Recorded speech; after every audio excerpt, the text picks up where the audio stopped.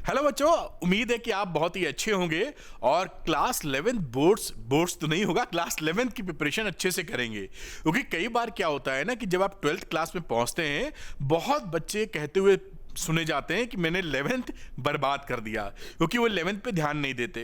तो कभी कभी 11th के कई टॉपिक्स की कनेक्टिविटी 12th से बनती है, तो 12th में जाकर 11th का कुछ पढ़ना पड़ जाता है आपको। और कोई भी कॉम्पिटिटिव एग्जामिनेशन आप देने जाते हैं, चाहे जेई दें चाहे नीट दें, उसमें 11 12 दोनों आता है। तो इसलिए हमेशा एडवाइजेबल है कि 11th को आप ध्यानपूर्वक पढ़ें, जिससे बैकलॉग ना हो, सारी चीजें बड़े आराम से समझ में आए और आप पे एक्स्ट्रा लोड भी क्रिएट ना हो। इसी कड़ी में मैं एनसीईआरटी के सॉल्यूशंस आपके लिए लेके आया हूं और आज हम लोग chapter number 1 units and measurement को डिस्कस करेंगे। ध्यान रखिएगा कि एनसीईआरटी के जो सवाल रहते हैं, चाहे वो एक्सरसाइज के सवाल हो चाहे एग्जाम्पल के अलग सीरीज में लेके आऊंगा, वो सारे आपको लगाने चाहिए क्योंकि ये जो क्वेश्चंस हैं, एक तो आपके कॉन्सेप्ट को बहुत अच्छा डेवलप करते हैं और एग्जामिनेशन के लिए बहुत ज्यादा इंपॉर्टेंट होते हैं। क्योंकि जब आपकी किताब में दिया एनसीईआरटी की, तो कोई भी टीचर आराम से दे देगा और कोई भी दिक्कत उसमें नहीं है, ये मानता है कि आप पढ़ रहे हैं तो कर लेंगे। तो एनसीईआरटी के क्वेश्चंस, एक एक क्वेश्चन, हर क्वेश्चन आप जरूर लगाएं। चलिए बात को स्टार्ट कर लेते हैं। अच्छा हाँ, उससे पहले अगर आप चाहते हैं कि फिजिक्स आसान भाषा में आपको समझ में आए, वीडियो देखकर आपको न्यूमेरिकल समझ में आ जाए या निकलने लगे, तो झट से अरविंद एकेडमी चैनल को सब्सक्राइब कर लीजिए फॉर टॉप क्वालिटी कंटेंट। और जो भी चीजें मैं बनाऊंगा उसके लिए आपको लिंक देता चलूंगा, जिससे आपको चीजें मिलती चली जाए। आज बात कर रहे हैं chapter 1 units and measurement, NCERT solutions with detailed explanation. सभी क्वेश्चंस हम लोग डिस्कस करेंगे अकॉर्डिंग टू रिवाइज्ड एनसीईआरटी।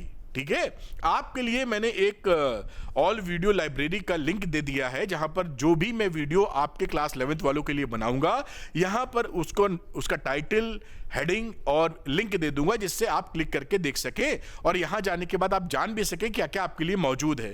तो ये देखिए, एक आपको मैं दिखाने के लिए मैंने फोटो डाली है। क्लास 11th के डिटेल लेक्चर्स हैं, ये वन शॉट सीरीज चल रही है और नीचे भी इसके मैं एनसीईआरटी जो मैं बना रहा हूं उसको भी लगा दूंगा। जब आप इसको खोलेंगे तो ये नीचे टैब दिखते हैं, तो ये 11th फिजिक्स का टैब आपको यहां दिखाई पड़ेगा। अब ये ऑल वीडियो लाइब्रेरी, इसमें अच्छा क्या है कि मान लीजिए वन शॉट आप देखना चाहते हैं लॉज ऑफ मोशन का, और यहां पे क्लिक करेंगे, फट से पहुंच जाएंगे। ये अच्छी बात है। तो ये आपको मिलेगी कहां ऑल वीडियो लाइब्रेरी? उसके लिए दो तरीके हैं। एक तरीका तो ये है कि अरविंद एकेडमी के होम पेज पे चले जाएं, ये दिख रहा है, और ये देखिए एक लिंक लगा हुआ है। ये बेसिकली लिंक क्या है, इसको क्लिक करेंगे तो कई लिंक्स खुल सकते हैं। इसमें मैंने क्लिक किया और देखिए कई लिंक्स खुल गए। पहले वाले को आप हिट कर दीजिएगा या क्लिक कर दीजिएगा और उस लाइब्रेरी पे पहुंचेंगे। फिर वो टैब देख लीजिएगा आप। ये टैब आपके मोबाइल से अक्सर बच्चे देखते हैं, शायद ये ऊपर दिख रहा हो, ऊपर या नीचे आपको कहीं दिख जाएगा। क्लिक करके आप इसको 11th फिजिक्स पर जाके अपनी बातचीत कर सकते हैं। तो एक तो होम पेज पे है, दूसरा मैं इसको क्या करूंगा बेटा, आपके इस वीडियो के डिस्क्रिप्शन में भी लगा दूंगा, जैसे आपको वीडियो छोड़ के जाना ना पड़े कि होम पेज पे मैं क्लिक करूं तब दिखाई पड़े। कमेंट सेक्शन में भी लगा दूंगा।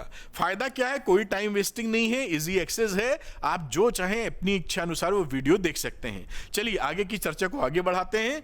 कुछ बच्चों को इसका पीडीएफ चाहिए होता है, तो अरविंद एकेडमी टेलीग्राम चैनल को ज्वाइन कर लीजिए, यहां पर इसका पीडीएफ अपलोड कर दूंगा, तो आपको नोट्स बनाने में काफी मदद मिल जाएगी। और कुछ बच्चों को और सपोर्ट चाहिए होता है, तो अरविंद एकेडमी का ये ऐप है, इसको डाउनलोड कर लें। स्टोर सेक्शन में देखें कि क्लास 11th के लिए क्या मटेरियल मौजूद है जो आपको काफी सपोर्ट कर सकता है और आपकी 11th की जर्नी या फिजिक्स को आसान भाषा में समझने की जर्नी को आसान कर सकता है, जिससे आगे भविष्य आपका शानदार हो। चलिए अब शुरू कर लेते हैं वीडियो, जिस वजह से ये वीडियो बन रहा है। करते हैं शुरू। तो बेटा स्टार्ट करते हैं एनसीईआरटी सॉल्यूशंस चैप्टर नंबर 1 के डिटेल एक्सप्लेनेशन के साथ में। Class 1 unit, class 11th chapter 1 units and measurement, revised book के हिसाब से। तो ये रहा आपका पहला क्वेश्चन क्या ये पहले नोट है जो दिया हुआ है, ध्यान रखें आप इस बात को। जो भी क्वेश्चंस इस एक्सरसाइज के सॉल्व होंगे, लिखा है in stating numerical answers take care of significant figures, यानी जो आंसर्स हम लोग देंगे उसमें ध्यानपूर्वक सिग्निफिकेंट फिगर्स का ख्याल रखना है। चलिए बात को आगे ले चलते हैं। पहला क्वेश्चन आपके स्क्रीन पर ये रहा।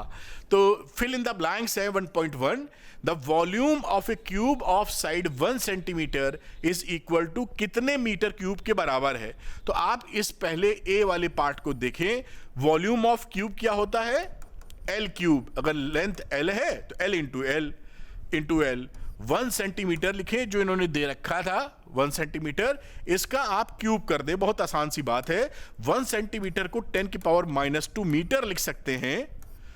अब यहां पे जगह है थोड़ी सी, 10 की पावर -6 मीटर क्यूब। ये आपका पहले का बड़ा ही सिंपल आंसर बन जाएगा और यहां कोई समस्या नहीं, दिस इज योर आंसर, बहुत ही इजी। नंबर 2 की बात करते हैं। ये देखिए 2 का मतलब बी नंबर है शायद। The surface area of a solid cylinder of radius 2 centimetre and height 10 centimetre is equal to dash dash millimetre square. ये सरफेस एरिया कह रहे हैं। सरफेस एरिया जब भी लिखा जाता है, आप उसको 10th में आपने पढ़ाई की होगी मेंसुरेशन में, टोटल सरफेस एरिया को ही हम लोग सरफेस एरिया कहते हैं जब तक स्पेसिफाई ना करें कि ये कर्व सरफेस एरिया है। खैर, तो सरफेस एरिया का फॉर्मूला क्या हो जाएगा सिलेंडर के लिए? 2 पाई आर प्लस एच। उम्मीद है फॉर्मूला आसानी से आपको आता होगा। 2 लिखता हूं, पाई की वैल्यू 3.14 आ गई। आर की वैल्यू देखता हूं कितनी है, आर है साहब 2 सेंटीमीटर, तो मिलीमीटर में आंसर देना है तो मैं इसको मिलीमीटर में लिख लेता हूं 20 मिलीमीटर। और अंदर आर प्लस एच, तो आर तो था 20 और हाइट मिलीमीटर में कितनी है बेटा 10 सेंटीमीटर, यानी कि कितना 100 मिलीमीटर। ये मिलीमीटर में हो गया हिसाब किताब। इसको मल्टीप्लाई करेंगे तो आ जाएगा 15072 मिलीमीटर स्क्वायर। अब कहानी क्या है कि आंसर अगर ऐसे आप छोड़ देंगे तो आंसर एक तरह से गलत है। क्यों? क्योंकि इसने शुरू में ही बोल दिया है कि सिग्निफिकेंट फिगर का ध्यान रखना है।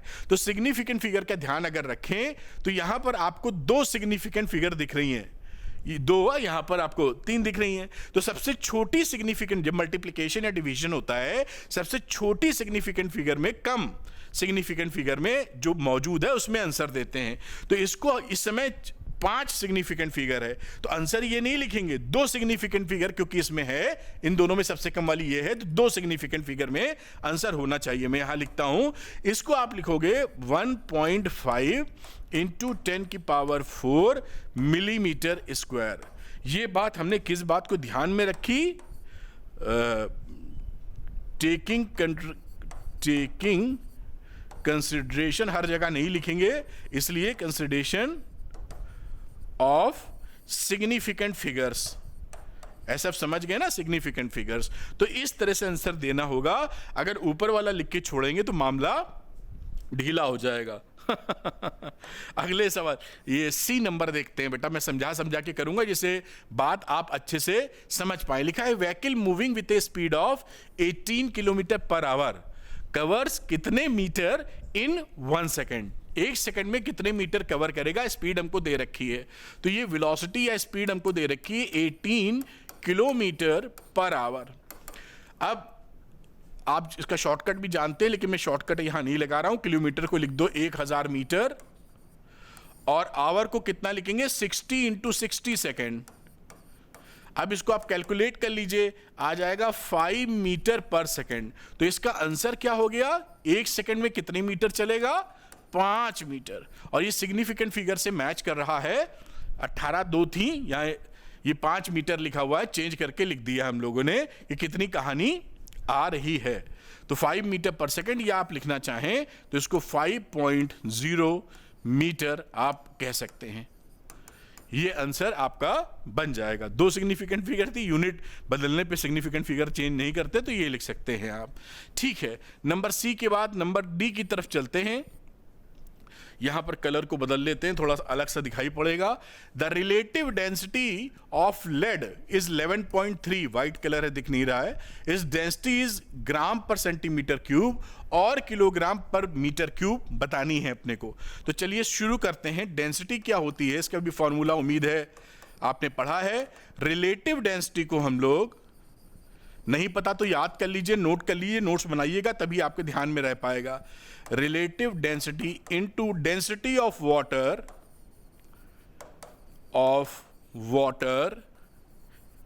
Eight 4 degree centigrade.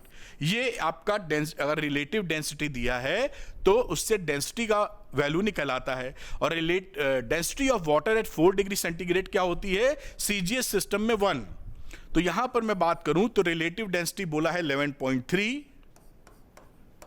ये रिलेटिव हो गई, और सीजीएस सिस्टम में 1 ग्राम पर सेंटीमीटर क्यूब वाटर की डेंसिटी हो गई।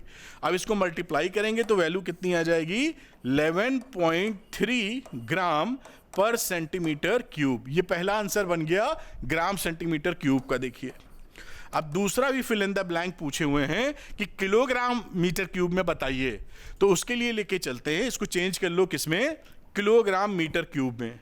तो उम्मीद है आप इसको आसानी से चेंज कर पाएंगे। ग्राम को लिख सकते हैं आप किलोग्राम में 10⁻⁻3, ये रहा केजी, और नीचे सेंटीमीटर क्यूब था ये, तो 10⁻⁻2 का सेंटीमीटर का लिखो मीटर, और ये रहा क्यूब। अब इसको जब सॉल्व कर लोगे, किलोग्राम मीटर में डाला है तो वैल्यू आ जाएगी 11.3 इंटू 10⁻³ किलोग्राम मीटर क्यूब। ये आपका अभी देखिए, अभी ये आंसर बिल्कुल ठीक है, लेकिन अगर इसमें आप लिखना चाहें यूनिट्स में, साइंटिफिक नोटेशन में, तो इसको क्या लिख सकते हैं, 1.13 इंटू 10⁻⁴ किलोग्राम पर मीटर क्यूब। ये आपका आंसर बन जाएगा। सिग्निफिकेंट यूनिट तो इसमें 3 थी, इसमें भी 3 है, कोई दिक्कत की बात नहीं है। और बाकी आपके सामने ये लिखा हुआ है। इस तरीके से इसका क्या बोलते हैं, आंसर को रिप्रेजेंट कर सकते हैं आप। तो मेरे ख्याल से आप इसको समझ पाए होंगे, इसको नोट कर लीजिए। और अगला सवाल मैं हटता हूं, पॉज करके नोट करें, नेक्स्ट क्वेश्चन आपके सामने लेके आता हूं। तो पॉज करिए और इसको बेटा नोट कर लीजिए। नेक्स्ट क्वेश्चन आपके सामने अगला इसका ये रहा अगला क्वेश्चन बेटा 1.2। Fill in the blanks, again ये फिल इन द ब्लैंक है, by suitable conversions of units. तो ए वाला पार्ट इन्होंने लिखा है 1 किलोग्राम मीटर स्क्वायर पर सेकंड स्क्वायर को gram centimetre square second square में चेंज करना है। तो ये देखिए 1 kg मीटर स्क्वायर पर सेकंड स्क्वायर लिखा, 1 लिखा, kg को हम चेंज करेंगे ग्राम में, तो 10⁻³ ग्राम हो गया। मीटर को सेंटीमीटर में, तो 10 स्क्वायर सेंटीमीटर का स्क्वायर हो गया। और सेकंड का तो सेकंड में रहना है, तो कोई टेंशन नहीं है, 1 लिख सकते हैं वहां पर। अब ये इसको टोटल जब कैलकुलेट करोगे तो 10⁻⁷ ग्राम सेंटीमीटर स्क्वायर पर सेकंड स्क्वायर। ये इसका पहले का आंसर आ गया कन्वर्जन। बहुत आसानी से है, लेकिन ये सब लगाने की जरूरत रहती है जिससे आप अच्छा प्रदर्शन कर सकें। बी वाले की बात करते हैं, कॉन्सेप्ट ये जैसे क्लियर होता चला जाए। 1 मीटर को लाइट ईयर, LY लिखा है, LY का मतलब लाइट ईयर होता है। लाइट ईयर एक मिसनोमर है। लाइट ईयर को देख के ऐसा लगता है ईयर है कि समय की यूनिट होगी, लेकिन ये समय की यूनिट नहीं होती है, ये डिस्टेंस की यूनिट होती है। तो मिसनोमर कौन से वर्ड्स होते हैं, वो जो नाम से तो ऐसा लगता है कि ये होंगे, लेकिन असल में कुछ और निकलते हैं। फिजिक्स में कई ऐसे वर्ड्स आपको मिलेंगे, इंग्लिश में भी मिलते हैं। बात समझ में आ रही है? मिसनोमर क्या है, नाम से तो लग रहा है कि ये है। जैसे आप पढ़ेंगे, आपने 10th में भी पढ़ा है, 12th में भी पढ़ेंगे, जब सेल पढ़ेंगे तो उसमें EMF आता है, इलेक्ट्रोमोटिव फोर्स, बैट सेल का EMF, लेकिन वो फोर्स नहीं होता है। इसी तरीके से यहां पर लाइट ईयर देख के ये भावना आती है कि भाई समय की बातचीत चल रही है, लेकिन light year is the unit of distance, not time. तो ये मिसनोमर है, आप समझ गए होंगे। मजा आता है इन सब बातों को समझने में, और यही सब भाषा किताबों में लिखी होती तो पकड़ लेते हैं हम और आप। 1 मीटर को चेंज करेंगे हम जैसा जानते हैं एज 1 लाइट ईयर, ये कन्वर्जन पता हो वरना ये बनेगा नहीं। इसकी वैल्यू कितनी है, 9.46 इंटू 10⁻15 मीटर। ये रिलेशनशिप होती है लाइट ईयर और मीटर में। अब 1 मीटर की बातचीत कर रहे हैं, तो 1 मीटर बराबर 1/9.46 इंटू 10⁻15। ये कितने के बराबर हो गया, लाइट ईयर के। अब इसको सॉल्व करेंगे तो वैल्यू आएगी 1.053 इंटू 10⁻⁻16 लाइट ईयर। अब ऐसे आंसर नहीं छोड़ेंगे, क्योंकि यहां पर देखिए क्या है, सिग्निफिकेंट फिगर 1 है और यहाँ पे 4 सिग्निफिकेंट फिगर है। पहले ही इन्होंने आगाह किया है कि सिग्निफिकेंट फिगर ध्यान रखना, तो सिग्निफिकेंट फिगर को ध्यान में रखते हुए इसकी वैल्यू लिखेंगे 10⁻16 लाइट ईयर, और ये आपका आंसर रहेगा। तो मैं यहाँ बोल रहा हूँ, लिख नहीं रहा हूँ हर जगह की after consideration of significant figure the answer will be this one. आप समझदार हैं, मैंने बोला समझाया, आप समझ गए। अच्छा, सी नंबर की बात कर लेते हैं कलर को बदलते हुए। तो मैं सी नंबर पे आता हूं और देखता हूं सी में क्या है। लिखा हुआ है 3 मीटर सेकेंड स्क्वायर को किलोमीटर पर आवर स्क्वायर में चेंज करना है। तो मैंने लिखा 3 मीटर पर सेकेंड स्क्वायर, मीटर को हमें चेंज करना है किलोमीटर में, -3 km मतलब किलोमीटर, और समय की बात करें तो 1/60 × 60, ये रहा आपका आवर -2। क्या रिजल्ट इसका आएगा after solving? You will get 3.888 × 10⁴ kilometre per hour square. लेकिन आंसर आप ऐसा नहीं देंगे क्योंकि यहां पर 2 सिग्निफिकेंट फिगर यूज हैं, तो इसको 2 सिग्निफिकेंट फिगर में लिखना, ये विचार है सिग्निफिकेंट फिगर, तो इसको अप्रॉक्सीमेट जो प्रोसेस सिग्निफिकेंट फिगर का है उसको इस्तेमाल करते हुए 3.9 × 10⁴ किलोमीटर पर आवर स्क्वायर आपका आंसर बन जाएगा। ठीक, सिग्निफिकेंट फिगर को कंसीडर करने के बाद बड़ी अच्छी बात है। अब हम दूसरी बातचीत करते हैं, मतलब इसका चौथा पार्ट करते हैं जो डी पार्ट है। तो डी पार्ट में क्या है, यूनिवर्सल ग्रेविटेशनल कांस्टेंट की वैल्यू दी है और न्यूटन मीटर स्क्वायर किलोग्राम वगैरह में दी है, सेंटीमीटर सीजीएस सिस्टम में चेंज करने का बोला है। तो यहां पर मैं वैल्यू लिखता हूं G = 6.67 × 10⁻11 Newton metre square kg-2। अब सीजीएस सिस्टम में चेंज करते हैं 6.67 × 10⁻11, आगे ले चलें तो न्यूटन मीटर स्क्वायर को क्या लिख देंगे, किलोग्राम मीटर सेकंड स्क्वायर, और ये रहा मीटर स्क्वायर एंड kg-2। ये न्यूटन को देखिए, न्यूटन का मतलब होता है m × a, m का यूनिट हो गया किलोग्राम, एक्सेलरेशन का मीटर पर सेकंड स्क्वायर। इस तरीके से न्यूटन को आपने इसमें कन्वर्ट किया है, बात समझ पाए हैं? F = ma, फोर्स का फॉर्मूला आप जानते हैं, बचपन से पढ़ा है और m जो मास होता है उसकी यूनिट आपने किलोग्राम लिख दी, और एक्सेलरेशन की यूनिट होती है मीटर पर सेकंड स्क्वायर, तो उसको लिख दिया, इसलिए न्यूटन को इसमें चेंज कर दिया है। मेरे ख्याल से आप बहुत ही बढ़िया ढंग से इसको समझ पाए हैं। अब इसको आगे लेते हैं 6.67 × 10⁻11, इसको निपटाएंगे किलोग्राम वगैरह एडजस्ट करते हुए, तो वैल्यू बचेगी यहां पर देखिए मीटर का क्यूब, और फिर आप लिखेंगे सेकंड स्क्वायर और kg-1। एक कदम थोड़ा आगे और बढ़ा, ये वैल्यू आ चुकी है, लेकिन यहां पर चेंज करना था अपने को सेंटीमीटर वाले फॉर्मेट में, अभी तो हमने इसको एडजस्टमेंट किया है। एक कदम और आगे चलते हैं और अब मीटर को सेंटीमीटर लिखना चालू करते हैं, तो ये 10⁻2 सेंटीमीटर का क्यूब, सेकंड स्क्वायर में कोई परिवर्तन नहीं, और ये 10⁻3 का ग्राम का पावर -1। ध्यान पूर्वक देखिएगा ये स्टेप। अब इसको कैलकुलेट करोगे तो वैल्यू आएगी 6.67 × 10⁻, सबको एडजस्ट करने के बाद -8, और सेंटीमीटर क्यूब पर सेकंड स्क्वायर G-1। जी मतलब ग्राम का है, और क्योंकि इसकी बिल्कुल 3 सिग्निफिकेंट फिगर हैं, उसी में बातचीत की गई है। This is your answer. तो इस तरीके से आप इसका कैलकुलेशन कर सकते हैं बातों को समझते हुए। मैं हटता हूं, इसको नोट कर लीजिए, थोड़ा सा ऊपर से नीचे लाना पड़ेगा जिससे स्क्रीन आपको पूरी दिखे, तभी तो नोट करने का मजा है। तो नोट करो भाई पॉज कर लीजिए और इसको नोट कर डालिए, फिर अगले सवाल की चर्चा करेंगे, वो भी इंटरेस्टिंग है। इसको थोड़ा सा ऊपर करते हैं और आप इसको नोट कर लें। बहुत बढ़िया, तो पॉज करके नोट कर लिया होगा। अगले क्वेश्चन पे चलते हैं जो इसका थर्ड क्वेश्चन है, और पहुंच गए हम लोग तीसरे नंबर पे। ये अच्छा सवाल है, कई बच्चे इसको करने में गड़बड़ी कर देते हैं या झिझकते हैं, तो हम लोग सीख लेंगे, बड़ी आसान सी बात है। एक calorie is a unit of heat energy in transit and is equal to 4.2 joule. तो देखिए जो इंफॉर्मेशन दी है मैं यहां लिख रहा हूं, 1 calorie is equal to 4.2 joule. बोला इन्होंने, हमने छाप लिया।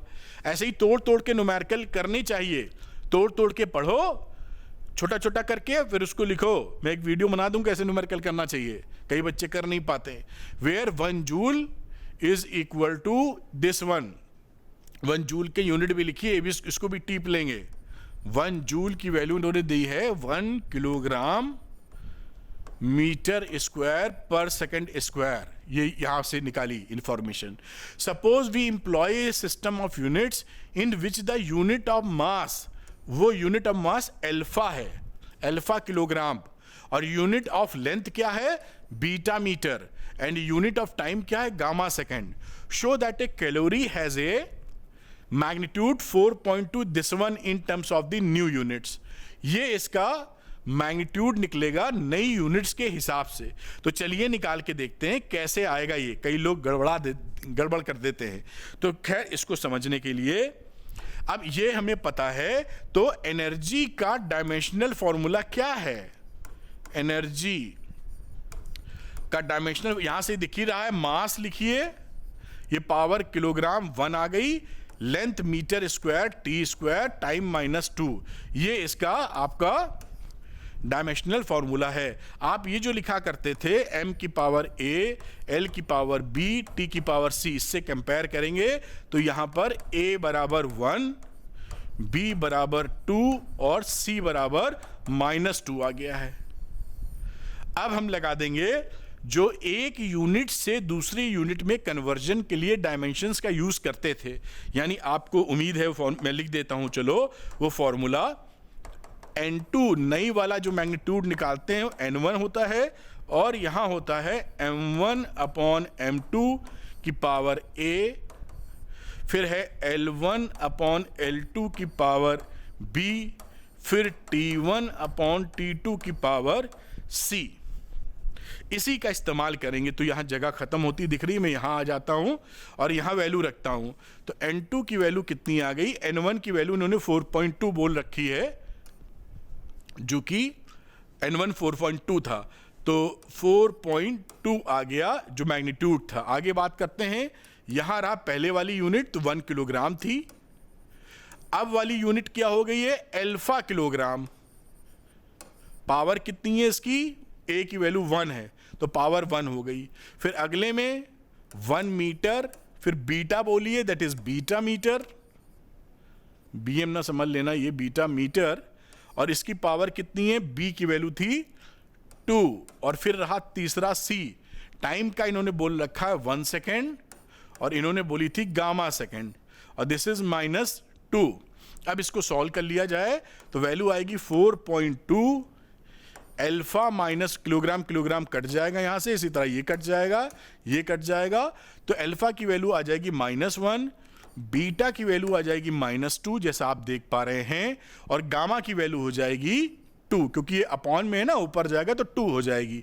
तो ये वैल्यू यहां पे प्रूव हो गई। तो आप लिख सकते हो आंसर के तौर पे, hence 1 calorie is equal to, ये मैग्नीट्यूड आया है 1 कैलोरी की बात, calorie is equal to 4.2 joule is equal to 4.2 alpha -1 beta -2 gamma का square, new units of energy. बात समझ गए, कितना नए सिस्टम के हिसाब से क्या इसका मैग्नीट्यूड है n2, ये आपने यहां निकाल दिया है। ये एक सवाल, अच्छा सवाल है, कई बच्चे इसमें कंफ्यूज होते हैं, तो आप ध्यानपूर्वक नोट करें। मैं हटता हूं, पॉज कर लें अपनी स्क्रीन को, इस स्क्रीन को, और नोट डाउन कर लें। जब तक ये अपने पेन से, पेंसिल से रजिस्टर पर नोट नहीं करेंगे, ये सब भूल जाएंगे आप कल ही परसों ही, आधे से ज़्यादा खत्म हो जाएगा। नोट करेंगे, काफ़ी दिन टिकेगा, रिवीजन के वक्त काफ़ी काम आएगा। अगले सवाल की तरफ चलते हैं। यहाँ कुछ स्टेटमेंट दिए हुए हैं, देखते हैं। लिखा है, एक्सप्लेन दिस स्टेटमेंट क्लियरली। अच्छा, to call a dimensional quantity large और small is meaningless without specifying a standard for comparison. In view of this, ये जो स्टेटमेंट है ये बिल्कुल करेक्ट लिखा हुआ है। इसको जो भी बोले, इसको मैं ऐसे 1 बोल देता हूं, तो 1 इज दी करेक्ट स्टेटमेंट। क्यों करेक्ट स्टेटमेंट है? क्योंकि किसी भी चीज को जब हम छोटा, मैं लिख नहीं रहा हूं इतना, किसी भी डायमेंशनल क्वांटिटी को कभी भी छोटा या बड़ा बोलते हैं तो किससे छोटा है और किससे बड़ा है ये बताना पड़ता है। क्योंकि हमेशा जो हम लोग का मेजरमेंट होता है वो कंपैरिजन होता है कि भाई हमने बोला 5 मीटर, तो इसका मतलब 1 मीटर का 5 गुना, तो इट इज ए कंपैरिजन। तो यहां पर ये बिल्कुल सही बात है कि जब भी हम कोई चीज स्पेसिफाई करेंगे, किससे कंपेयर कर रहे हैं ये हमें बताना जरूरी पड़ेगा। तो ये पहली स्टेटमेंट था, लिख दिया। अब आ जाते हैं ए के ऊपर।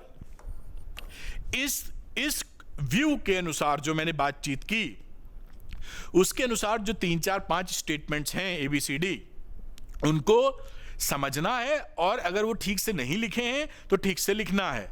ठीक, पहली बात लिखिए, atoms of very small objects. तो ये एटम स्मॉल ऑब्जेक्ट्स अगर लिख देंगे तो ये करेक्ट स्टेटमेंट नहीं है। क्यों? किससे स्मॉल है ये हमने नहीं बताया यहां पर।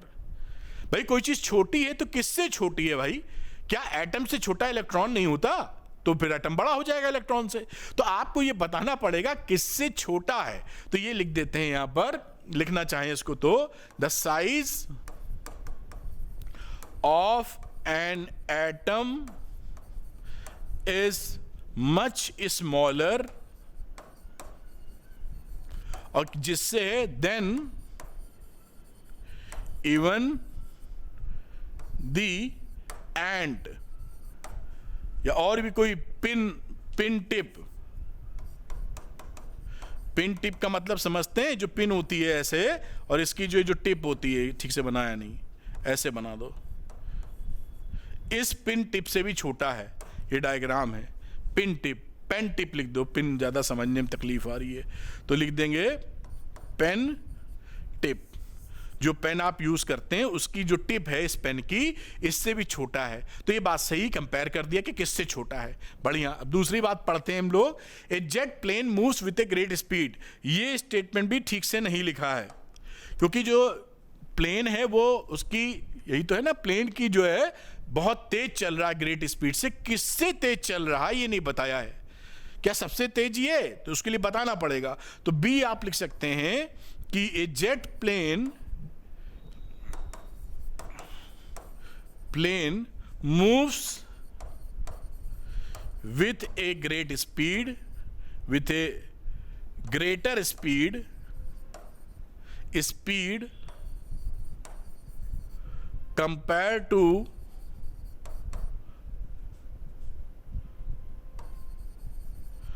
compared to बाइसिकल या साइकिल।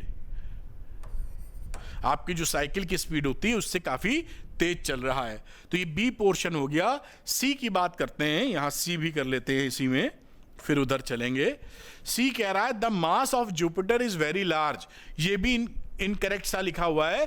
किससे लार्ज? धरती से लार्ज लिखो ना, तो लिख सकते हैं the mass of Jupiter is very large compared to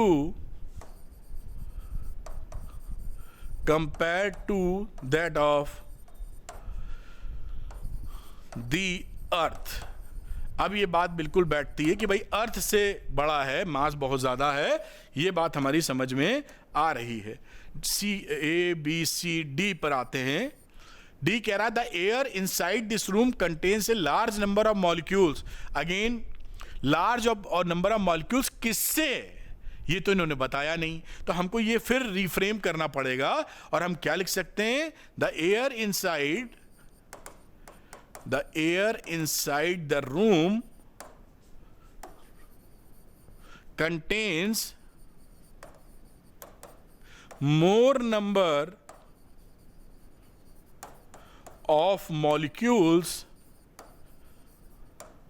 than in 1 mole of the gas। किसी से कंपेयर कर दीजिए 1 mole of एयर या गैस। तो इससे आप कंपैरिजन दे देंगे तो ये फ्रेमिंग बिल्कुल सही हो जाएगी। अगली बातचीत हम लोग करते हैं, डी के बाद आ गया E, a proton is much more massive than an electron.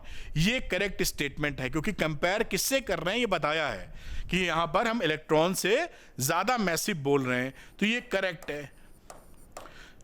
D के बाद एफ की बात करते हैं, the speed of sound is much smaller than the speed of light. ये भी सही है, क्योंकि हमने कंपेयर किया है कि लाइट की स्पीड से साउंड की स्पीड काफी कम होती है, तो बात क्लियर है। तो ये बात हम अगेन हम बोल लेंगे करेक्ट।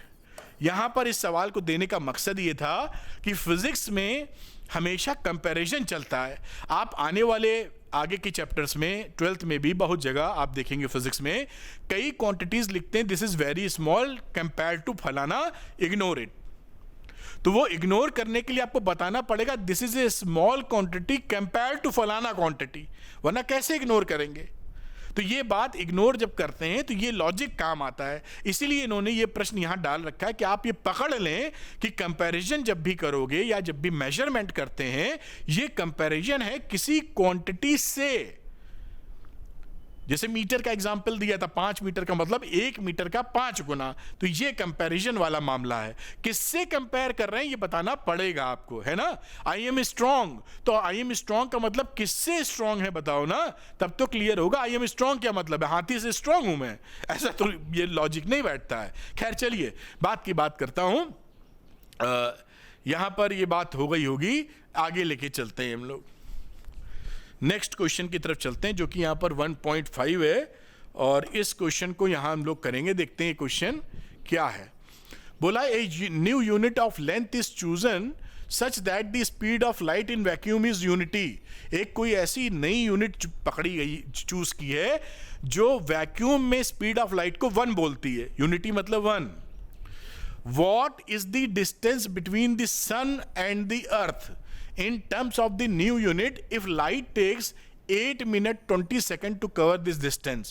अब कह रहा जो यूनिट आपने पकड़ी थी जिसके हिसाब से speed of light in vacuum का 1 कह रहे हैं, उसी यूनिट के भरोसे उसी यूनिट का इस्तेमाल करते हुए सूरज और धरती, अर्थ है ना, सन और अर्थ के बीच का डिस्टेंस बताइए। टाइम जो लगता है 8 मिनट 20 सेकंड लगता है लाइट को यहां तक पहुंचने में। तो चलिए बड़े आसानी से करेंगे, इसके सॉल्यूशन की बात कर दें तो स्पीड ऑफ लाइट क्या है जो इन्होंने दे रखा है नई यूनिट में, वो स्पीड ऑफ लाइट है बेटा 1 न्यू यूनिट, और इसकी जो यूनिट है ये, और पर सेकंड की इसकी लेंथ लिख दो आप, यूनिट ऑफ लेंथ, इतना डिस्टेंस चल रहा है पर सेकेंड, तो यही स्पीड हो गई इसकी भाई साहब।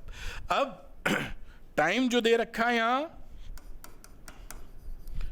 वो टाइम है 8 मिनट 20 सेकेंड, सबको सेकेंड में चेंज कर लेते हैं, तो 8 × 60 + 20, तो ये वैल्यू हो गई 500 सेकेंड। बहुत अच्छी बात। अब डिस्टेंस बिटवीन अर्थ एंड सन,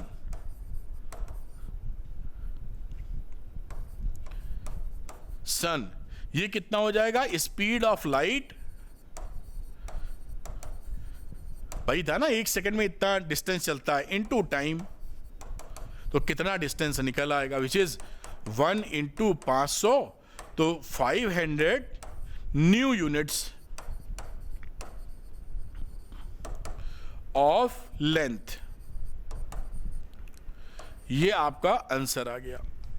इस तरीके से इसको कर सकते हैं। मैं हटता हूं और इसको आप नोट कर लीजिए।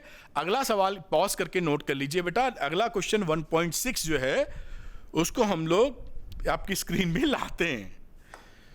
तो ये रहा 1.6, which of the following is the most precise device for measuring length. देखिए मोस्ट प्रिसाइज जब कहने का मतलब होता है तो ये मतलब होता है कि आपकी जो डिवाइस है वो कितना डिटेल्ड आपका रीडिंग दे पा रहा है। डिटेल का मतलब एक रीडिंग है मान लीजिए 1.21, दूसरा दे रहा है 1.21223, तो ये ज्यादा डिटेल्ड है। जैसे कि आप लोग घड़ी देखते हैं, नॉर्मल क्लॉक जैसे मैंने पहन रखी है, तो इसमें मैं मिनट घंटा सेकंड देख सकता हूं, लेकिन डिजिटल क्लॉक ले लीजिए तो उसमें मिनट, घंटा, सेकंड के बाजू में भी एक नंबर चल रहा होता है, वो मेरे ख्याल से सेकंड का 100वां हिस्सा हो सकता है। तो वो ज्यादा डिटेल्ड है, ज्यादा प्रिसाइज है। प्रिसाइज होना और करेक्ट होना दोनों अलग बातें होती हैं, ध्यान रखिएगा। Accuracy and precision both are different. Precision का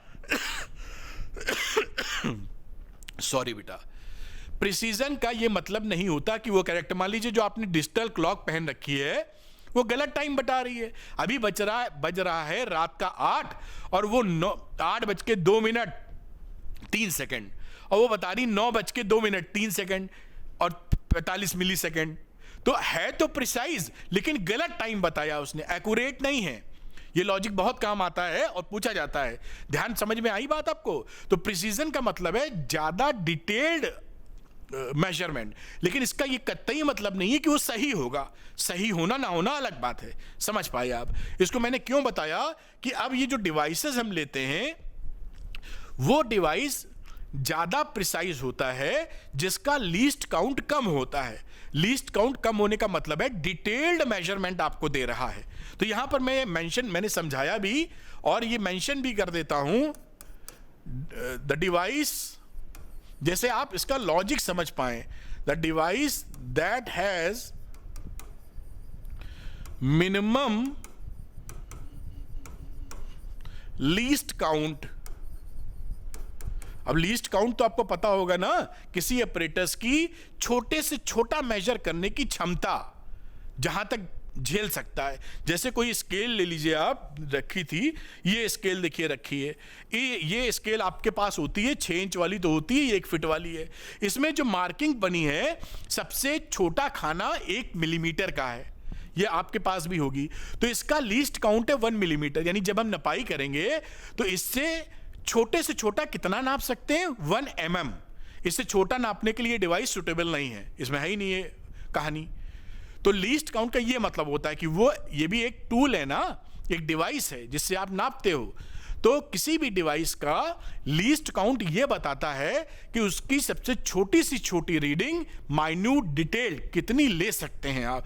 जितना लीस्ट काउंट ज्यादा होता चला जाएगा उतना ज्यादा प्रिसाइज वो होता चला जाएगा, यानी डिटेल्ड रीडिंग देता चला जाएगा। सही है कि नहीं मालूम लेकिन प्रिसाइज होता चला जाएगा।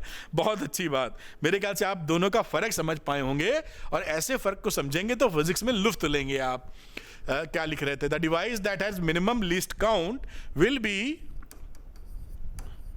More precise.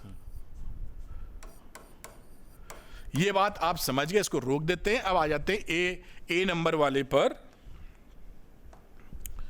अब हम देखते हैं कि a vernier calliper with 20 divisions on this sliding scale. जो स्लाइडिंग स्केल होती है वर्नियर डिवीजन वाली, उस पे 20 खाने हैं। तो लीस्ट काउंट वर्नियर कैलिपर का क्या हो जाएगा? वर्नियर लीस्ट काउंट ही लिख देते हैं, इतना लिखने की क्या जरूरत है? चलो लिख दो भाई वर्नियर, आप कंफ्यूज ना हो इसलिए शुरू से ही अगर आपको इंटरेस्ट आ गया फिजिक्स में और समझ गए लॉजिक कैसे कॉमन सेंस से समझते हैं फिजिक्स, तो लुत्फ लेते रहेंगे, आनंद का अनुभव करेंगे। और अगर आप ये कहानी समझने में थोड़ा सा आपके टीचर ने आपकी मदद नहीं की कि कैसे सोचते हैं, तो फिर मजा थोड़ा कम रहेगा, भारीपन भी महसूस कर सकते हैं आप। तो इसका लीस्ट काउंट वर्नियर कैलिपर का क्या होता है? 2 फॉर्मूले होते हैं, जो यहां पे लग रहा है वो लिख रहा हूं। MSD main scale division, main scale जो रीडिंग रहती है upon number of division, division का जितने का खाना रहता है, नंबर ऑफ डिवीजन्स VSD पर, वर्नियर स्केल डिवीजन। यहां पर 1 है MSD mm में, अपॉन 20 ये mm आ गया। तो अगर आप सेंटीमीटर में लिखें तो 1/200 10 से डिवाइड कर दिया है और ये वैल्यू हो जाएगी 0.005 सेंटीमीटर। ये वर्नियर कैलिपर का लीस्ट काउंट निकाला है। ये मेन स्केल डिवीजन कितना चौड़ा है, कितना बड़ा है, वो 1 mm लिखा है, ये 1 mm है। और कितने डिवीजन से भी इस खाने, 2 फॉर्मूले होते हैं, एक लिखा है जो इसमें लग रहा है। अब अच्छा, दूसरी बातचीत करते हैं मेरे बच्चों, बी नंबर पे आते हैं। अब बी पे देखिए लिखा है screw gauge of pitch 1 millimetre, 100 divisions हैं उसके सर्कुलर स्केल पे। तो इसका भी लीस्ट काउंट किसका ले रहे हो? स्क्रू गॉज का, स्क्रू गॉज। इसका भी फॉर्मूला लिख देते हैं, क्योंकि सीधे लिखेंगे तो कई बच्चों को भूला रहता है, आता नहीं है। तो pitch upon number of divisions on circular scale, ये इसकी कहानी रहती है। तो पिच इन्होंने बताया है 1 मिलीमीटर है। पिच का मतलब होता है जब वो घुमाते हो तो कितना बढ़ता है एक चक्कर में। तो सर्कुलर वाला 100 डिविजन्स। अब इसकी कैलकुलेशन आपने की तो सेंटीमीटर 1/1000 लिख दोगे, और इसको लिखोगे तो 0.001 सेंटीमीटर। तो ये देखिए एलसी इससे कम है, यानी इससे प्रिसाइज तो ये जा रहा है। प्रिसाइज का मतलब है तो दोनों ही ये, लेकिन और छोटा नाप पाएगा तो और क्लोज पहुंचा। नंबर सी पकड़ते हैं, एक और बचा हुआ है, और इसमें बोला है एन ऑप्टिकल इंस्ट्रूमेंट, पढ़ेंगे 12th में, that can measure length to within a wavelength of light. ये वेवलेंथ ऑफ लाइट तक की वेवलेंथ नाप सकता है। तो रेड लाइट की लेमडा ले लेते, कोई भी ले सकते हैं। तो मैं लिख रहा हूं least count of optical instrument, जिससे आप नपाई करेंगे। तो वेवलेंथ ऑफ विजिबल लाइट, इसको नापेंगे। यहां पर मैं रेड लाइट को ले लेता हूं। रेड लाइट एक रेंज होती है ना विजिबल लाइट की, 4000 से लेके मोटे तौर पे 7000 एंगस्ट्रॉम तक मानते हैं। 6000 ले लेते हैं समझाने के लिए, 6000 एंगस्ट्रॉम। अभी आप जानते हैं 6000 और मीटर में चेंज करोगे तो आ जाएगा 10 की पावर -10 मीटर, ये वैल्यू हो गई। और सेंटीमीटर में जाओगे तो 6000 इंटू 10 की पावर -8 सेंटीमीटर। अब आगे की बात करें तो ये वैल्यू कितनी आ गई? 0.30। तो ये 4 खत्म हो गए, 4 0, 1 2 3 4, इतने सेंटीमीटर तक आप बात कर पाओगे। तो ये लीस्ट काउंट इन दोनों से कम है। देखिए ये 4 डिजिट तक चला गया है, 1 2 3 4। इसका मतलब क्या है? Most precise will be optical instrument. क्यों? Because it has least count सबसे कम है, because it has smallest LC. इन तीनों के कंपैरिजन में इस तरीके से बात की जाती है जैसे आप अंदर तक समझ पाएं, इसलिए मैं सारी बातें कर रहा हूं। मकसद केवल, वो एक शायरी होती है, याद नहीं आ रही, कि मेरा मकसद नहीं बवाल करना और पता नहीं क्या क्या कुछ आग लगाना चाहता हूं। तो मेरा मकसद ये नहीं कि एनसीईआरटी क्वेश्चन सॉल्व करा दिए जाएं, केवल मकसद ये है कि आप इसकी भावना को और फिजिक्स का लुत्फ ले पाएं, कॉन्सेप्ट क्लियर करके, तब मजा आएगा। खैर इसको आप नोट कर लीजिए, मैं हटता हूं। क्या बोलेंगे? इसको पॉज करें आप और नोट डाउन करें। मैं थोड़ा सा अब तक किया होगा आपने, मैं अब इसको ऊपर ले जाता हूं, जो चीज़ नहीं दिख रही है वो भी आप देख पाएं, ये आप देख पाए। मैं हटता हूं, इसको नोट कर लिया जाए। फिर 1.7 यानी इसका 7वां सवाल आपके सामने लेके आता हूं। ये रहे हम लोग 7वें सवाल के ऊपर। अब 7th क्वेश्चन में देखिए क्या बोला है। A student measures the thickness of a human hair, बाल जो है इंसानों के, looking at it through a microscope of magnification 100। जो माइक्रोस्कोप से नाप रहे हैं उससे 100 गुना मैग्निफिक, 100 गुना बड़ा दिख रहा है। माइक्रोस्कोप ऑप्टिकल इंस्ट्रूमेंट होता है। It makes 20 observations and find that the average width of the hair in the field of view of the microscope is 3.5 mm. 3.5 mm microscope देख पा रहा है। कई सारे ऑब्जर्वेशंस क्यों लेते हैं? क्योंकि हम बहुत तरह की एरर्स को दरकिनार करना चाहते। एक ही रीडिंग लेके लिख देंगे तो गलती के चांसेस हैं। मान लो रीडिंग गलत ले ली हो आपने, मान लो रीडिंग लेते वक्त बाल हिल गया हो, ऑप्टिकल इंस्ट्रूमेंट हिल गया हो, आपको छींक आ गई हो, भूकंप आ गया हो, कोई कार निकली हो भयंकर उससे हिल गया हो, हवा चल गई हो, कुछ भी हो सकता है।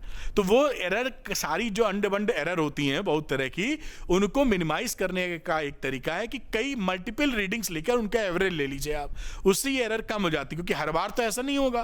तो 20 ऑब्जर्वेशन लिया और एवरेज 3.5 mm निकाला, और मैग्निफिकेशन कितना था 100। तो एक्चुअल थिकनेस क्या रही?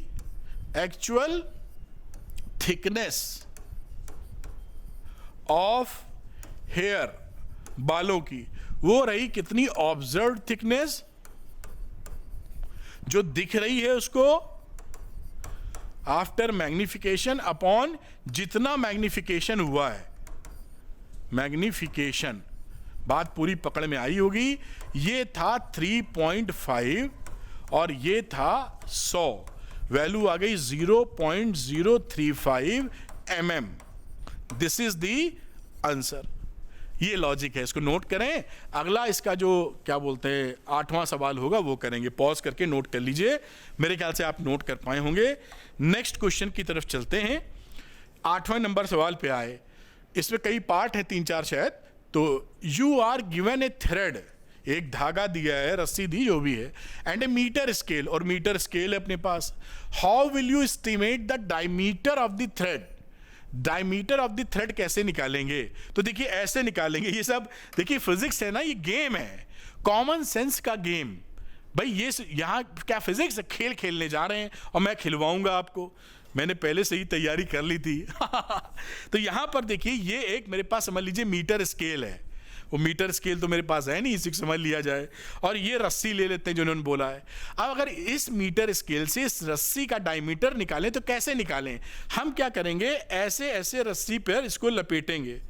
मैं ऐसे उल्टा पकड़ना पड़ेगा भैया, ऐसे लपेटता हूँ, ऐसे लपेटता हूं मैं, थोड़ा ये देखिए यहां पर ऐसे लपेट रहा हूं, ऐसे रस्सी को क्लोजली, आपको दिखना भी चाहिए, हाथ में कितना छूटेगा मालूम नहीं। ऐसे 2-3 फंदे लपेटता हूं, सारे लपेटूंगा तो सुबह से शाम हो जाएगी, आपको दिख जाए इतना भर का लपेट रहा हूं। तो देखिए ऐसे ऐसे लपेट लिया आपने, है ना, ऐसे ऐसे लपेटते लपेटते क्या किया, आप कहां तक चले गए, पूरी मीटर को। ये देखिए कैसे लपेटा है, ये आपको पता नहीं कितना दिख पा रहा होगा, ऐसे दिख रहा है ये लपेटा हुआ, पता नहीं, ये देखिए ये तो ऐसे लपेटते रिंग करते हुए पूरे को, ये रस्सी जो है ये पूरी हमने ऐसे रोल कर दी पूरी। तो जब पूरी रस्सी रोल कर देंगे तो ये रस्सी ने कितना कवर किया, ये हिस्सा 1 मीटर के बराबर। और ये इसकी चौड़ाई निकालने के लिए क्या करेंगे, मान लीजिए n टर्न्स लगे, ऐसे घुमाते घुमाते यहां तक n टर्न्स। तो अगर हम इसके 1 मीटर को हम n से डिवाइड कर दें तो एक चक्कर की चौड़ाई आ जाएगी, which is the diameter of the string, या डायमीटर ऑफ द रस्सी, या डायमीटर ऑफ द थ्रेड। बात समझ रहे हैं ना? मान लो इसको घुमाने के लिए यहां तक घुमाते घुमाते लाए हो, n चक्कर लगे, ये 1 मीटर लंबी स्केल है, तो एक चक्कर घुमाने में कितनी चौड़ाई इसने कवर की है, तो 1 मीटर को नंबर ऑफ टन से डिवाइड कर दो, तो एक चक्कर में कितनी चौड़ाई कवर की है वो निकल आएगी, और वही चौड़ाई तो इसका डायमीटर है रस्सी का। बात खत्म हो गई। तो ये जो खेल था छोटा सा, उसको आप इस तरीके से समझ सकते हैं, मेरे ख्याल से आप पकड़ पाए होंगे। तो यहां पर लिख सकते हैं आप, क्योंकि मैंने समझा दिया, लिख नहीं रहा हूं, तो थिकनेस ऑफ थ्रेड वो क्या रही, यहां पर 1 मीटर अगर है तो उसको डिवाइड कर दीजिए, 1 मीटर लिखो या 100 सेंटीमीटर, जो भी लिखना है, 1/n सेंटीमीटर में लिख देता हूं। अगर मीटर की बात की जाए तो ये 1 मीटर की लेंथ थी, तो ये मीटर में, ये मीटर इस तरीके से आ जाएगा, मीटर स्केल है ना, क्योंकि चंबाई थी 1 मीटर, वरना 100 लिखेंगे तो 100/n निकल के आएगा। तो 1/n मीटर आपकी आ गई, अगर पूरा कवर कर लिया है आपने n टर्न से, तो एक चक्कर में कितना खिसका है वो आगे, 1/nth, इतने मीटर के बराबर। ये आपकी डायमीटर या थिकनेस निकल आई है। नंबर 2 शायद इसके पीछे है, अगला देखते हैं। यहां लिखा है a screw gauge has a pitch of 1 mm। Pitch का मतलब बताया था कि सर्कुलर स्केल को स्क्रू गॉज भी रखा हुआ है, लेकिन समय लगेगा, इसलिए है तो एक झटके में दिख जाए तो मैं बता दूं। मैंने यार रख रखा था आपको पढ़ाते वक्त समझाने के लिए, शायद मैं ढूंढ नहीं पाऊंगा ऐसा लग रहा है। कुछ और इंस्ट्रूमेंट तो दिख रहे हैं लेकिन मुझे नहीं दिखा स्क्रू गेज। एक ही जगह रखना चाहिए, शायद मैं नहीं रखा हूँ, मैं आगे से रखूँगा। तो वो जब आप स्क्रू गेज को ऐसे घुमाते हैं तो वो आगे बढ़ता है, तो एक पूरा एक चक्कर मरवाने में जितना आगे बढ़ा सर्कुलर वाला उसे पिच बोलते हैं। तो 1 millimetre and 200 divisions on the circular scale पे कितनी डिविजन्स हैं? 200। Do you think it is possible to increase the accuracy of the screw gauge arbitrarily by increasing the number of divisions on the circular scale? देखिए least count का जो formula होता है LC, least count of A screw gauge, screw gauge का जो formula है आप देखेंगे तो यहां निकल के आएगा pitch upon number of divisions on circular scale. अब यहां पर जो ये बात कह रहा है, अब समझो ये बात, ये कह रहा है कि सर्कुलर स्केल पर increase the accuracy of the screw gauge arbitrarily by increasing the number of divisions. ये नंबर ऑफ डिविजन्स आप बढ़ा दो तो लीस्ट काउंट कम हो जाएगा। देखिए नंबर ऑफ डिविजन्स को हम अगर इंक्रीज कर दें तो LC will be less. LC कम होने का मतलब है मोर प्रिसीजन। तो थ्योरेटिकली तो ऐसा लग रहा है, बात समझ रहे, बिल्कुल बात सही है कि भाई इसको बढ़ाएंगे LC कम हो जाएगा। Theoretically it is true but practically it is not true. क्यों? क्योंकि जब इसको आप छोटा करते जाएंगे तो स्क्रू गेज को आंखों से देखते हैं, तो आंख हमारी इतने पतले डिवीजन्स को मॉनिटर ही नहीं कर पाएंगी। जब 200 डिवीजन मान लो कर दें, 2000 डिवीजन कर दें, तो 2000 डिवीजन तो एक छल्ले में एक सर्किल में 2000 डिवीजन हम आंखों से पकड़ ही नहीं पाएंगे। तो ह्यूमन आई वो चीज कैपेबल नहीं है। तो theoretically it is possible, theoretically it is possible, या लिख दीजिए ट्रू है, but practically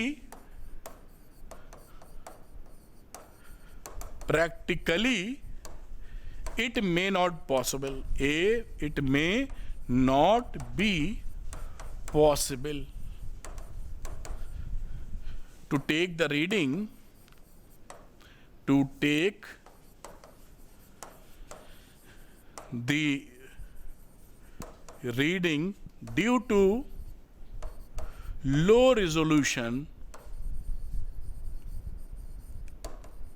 of human eye। बात समझ में आई होगी, क्योंकि इतना कम इतने खाने ज्यादा हो जाएंगे कि दो खानों के बीच में हम रिजोल्यूशन या फर्क कर ही नहीं पाएंगे। खैर ये आप बी है, इसका एक पार्ट मेरे ख्याल से और है जिसे सी बोलते हैं इस पार्ट को भी हम करने की कोशिश करेंगे। लिखा था mean diameter of a thin brass rod. ये एक ब्रास रॉड है, ऐसे ही रॉड जैसे दिखाई थी, उसको वर्नियर कैलिपर से आप नाप रहे हैं।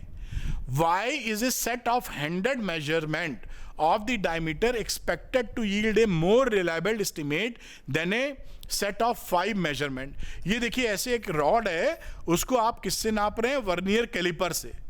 तो देखिए जब भी ज्यादा नंबर ऑफ ऑब्जर्वेशंस लेते हैं वो हमेशा आपको जो उसमें डिफेक्ट्स हैं, जो एरर्स हैं, उसको वो मिनिमाइज करता चला जाता है।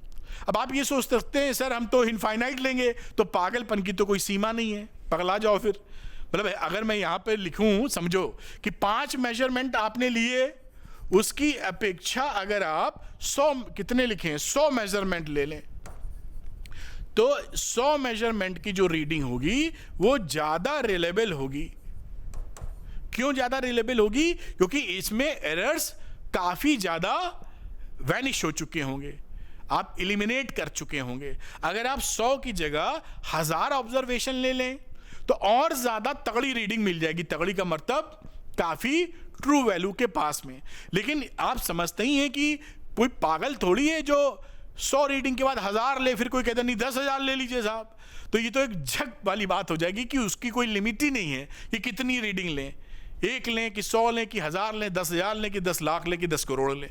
तो ऐसी इतनी रीडिंग ले लेते हैं हम लोग जितनी हमारे लिए संभव हो और आसानी से ले पाएं। लेकिन इस सवाल की जहां तक बात है, 5 रीडिंग की अपेक्षा 100 रीडिंग वाला जो मेजरमेंट है ये ज्यादा रिलायबल होगा। क्या रिलायबल होने का मतलब? फ्री फ्रॉम एरर्स होगा। ठीक है, अब इसको सारी बातें नोट कर लीजिए, फिर इसके आगे के सवाल हम आपको करवा देते हैं समझा के, जिससे लॉजिक कॉन्सेप्ट आप समझ पाए। मैं हटता हूं, ये आप नोट कर पाए होंगे। पॉज करिए, नोट करिए, ये भी बेटा पॉज करिए और नोट कीजिए। जब तक आप हाथ से लिखेंगे नहीं रजिस्टर पे, तब तक आप समेट नहीं पाएंगे। इसीलिए मैं एक एक चीज पढ़ा रहा हूं, क्योंकि 11th क्लास में बहुत इंपॉर्टेंट है, जिससे अंदर से इच्छा हो जाए फिजिक्स मजेदार है। तो नोट कर लें। तो बेटा उम्मीद है आपने इसको नोट कर लिया होगा। अगले सवाल पे चलते हैं, which is 9th number question. और इस क्वेश्चन को देखते हैं हम लोग। The photograph of a house occupies an area of 1.75 centimetre square on A 35 mm slide. एक स्लाइड बनाई होगी, स्लाइड जो प्रोजेक्शन के लिए इस्तेमाल की जाती है। 35 mm का मतलब 3.5 सेंटीमीटर ऐसे स्लाइड है, और इसमें जो एरिया ये 35 mm है, स्क्वायर स्लाइड, और यहां पर ये एरिया 1.75 सेंटीमीटर स्क्वायर ही बता रहे हैं। ये जो फोटो है वो कवर करता है, मतलब जरूरी नहीं कि पूरा ही कवर करे, कम कवर करे, इतना कवर करता है। This slide is projected on a screen and the area of the house on the screen is 1.55 metre square. अब जैसे कि आप देखते हैं कोई स्लाइड अगर है, आजकल फिल्मों में तो डिजिटल रूप आ गया है, पहले स्लाइड चलती थी, रील चलती थी। तो आप जो पीवीआर में अगर पिक्चर देख रहे हैं तो पर्दे पर फिल्म आती है बहुत बड़े होके, तो वो जो बड़े होके जो प्रोजेक्शन वैल्यू मिल रही है वो कितनी है? Area size of image, area of size या साइज ऑफ इमेज जो कि एरिया के फॉर्म में है, वो कितना है बेटा? 1.55 मीटर स्क्वायर है ना। और साइज ऑफ ऑब्जेक्ट कह लीजिए, ये जिसका प्रोजेक्शन कर रहे हैं, ये वैल्यू है एरिया के टर्म्स में 1.75 सेंटीमीटर स्क्वायर। अब इसको मीटर में चेंज करोगे तो 1.75 इंटू 10⁻⁻⁴ मीटर स्क्वायर। देखिए जो एरियल मैग्निफिकेशन होता है उसका मतलब क्या होता है? एरियल मैग्निफिकेशन, एरिया का मैग्निफिकेशन। और हमेशा मैग्निफिकेशन का जो फॉर्मूला यहां यूज होगा, आगे भी करेंगे, साइज ऑफ इमेज एरिया के टर्म्स में, और ऑब्जेक्ट ऑफ इमेज, कितनी बड़ी ऑब्जेक्ट थी उसको कितना बड़ा दिखाया है इसने। Object, size of object, size of object area. अब यहां पर वैल्यू रख दीजिए, तो इमेज का साइज क्या है? 1.55, और नीचे है 1.75 इंटू 10⁻⁻⁴। ये वैल्यू होती है 8857। ये एरिया का मैग्निफिकेशन, इतने एरिया को इतना बड़ा एरिया दिखा दिया। जो लीनियर मैग्निफिकेशन होता है, लीनियर का मतलब एक आर्म, जैसे लीनियर का मतलब ये जो साइड थी, ये साइड कितनी बड़ी हुई, एरिया में तो टोटल एरिया है। वो लीनियर, इसको याद कर लीजिए, आगे भी काम आएगा। लीनियर मैग्निफिकेशन का जो वैल्यू होता है बेटा, वो होता है under root areal magnification. Areal magnification भाई समझ में आती है बात। इसमें एरिया में क्या होता है? एल इंटू एल, तो एल स्क्वायर है, और एल का मैग्निफिकेशन चाहिए तो एल स्क्वायर का रूट ले लो। भाई साइड अगर किसी की एल है तो आप एल को क्या करते हो? एल को L into L, L square करते हो, तो रूट लेके निकाल लें। कुछ इसी लॉजिक पर ये बेस्ड है। अब इसका रूट ले लिया जाए 8857 का, तो लीनियर मैग्निफिकेशन निकलेगा जो 94.1 आपका आंसर आ जाएगा। इसकी कोई यूनिट नहीं है, क्योंकि कितने गुना इमेज बन रही है इसकी बातचीत यहां पर की गई। तो इसको नोट कर लीजिए, आगे की बातचीत हम लोग करते हैं। तो ये आंसर आपका आ चुका है, पॉज करके नोट कर लें। अगले क्वेश्चन पे चलते हैं, जो कि इसका 10th नंबर का क्वेश्चन है बेटा। ये रहा 10वें नंबर का सवाल, और इस सवाल में जहां तक सिग्निफिकेंट फिगर्स पूछी हैं, जो डाटा या फिगर्स दे रखी हैं, तो फटाफट हम लोग लिखते जाते हैं। पहले वाले में जो सिग्निफिकेंट फिगर है, कितनी सिग्निफिकेंट फिगर है? केवल एक। ये 0.00700 हट गई, 7 मिला, तो ओनली 1 सिग्निफिकेंट फिगर है जो कि 7 है। बी की बात करते हैं तो सिग्निफिकेंट फिगर कितनी है? 3। और कौन कौन सी है? 2, 6, 4। सी की बात करते हैं बेटा यहां पर, तो सिग्निफिकेंट फिगर कितनी है? 4। 1, 2, 3, 4, 4। ये सिग्निफिकेंट फिगर के रूल पर हम लोग चल रहे हैं। 2, 3, 7, 0। इसके बाद डी आ जाते हैं, तो डी का मतलब ये है, यहां भी सिग्निफिकेंट फिगर कितनी है? 4। और कौन कौन सी 4 है? 6, 3, 2, 0। इसके बाद अगला देखते हैं, इसमें कितनी सिग्निफिकेंट फिगर है? फिर से 4। और कौन कौन सी है? वही 6, 0, 3, 2। और इसके बाद एफ आता है, इसमें कितनी सिग्निफिकेंट फिगर है? 4। ये जो इससे इधर वाले जो 0 होते हैं ये काउंटेबल नहीं होते सिग्निफिकेंट फिगर में। एक से जब चीज छोटी होती है तो जहां से नॉन जीरो डिजिट स्टार्ट होती है उसके लेफ्ट साइड में कोई भी काउंट नहीं करते हैं, तो 4 हो गई केवल। 4 सिग्निफिकेंट फिगर आप पढ़े होंगे तो कर पा रहे होंगे अच्छे से। तो ये सिग्निफिकेंट फिगर की चर्चाएं हैं जो आप समझ गए होंगे। अगली सिचुएशन पे चलते हैं, इसको नोट कर लीजिए। अगले सवाल पे चलते हैं, पॉज करके नोट करें। नेक्स्ट क्वेश्चन में आते हैं जो कि इसका 11th नंबर का क्वेश्चन है।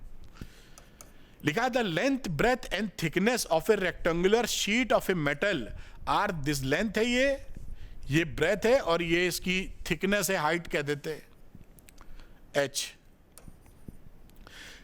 Give the area and volume of the sheet to correct significant figures.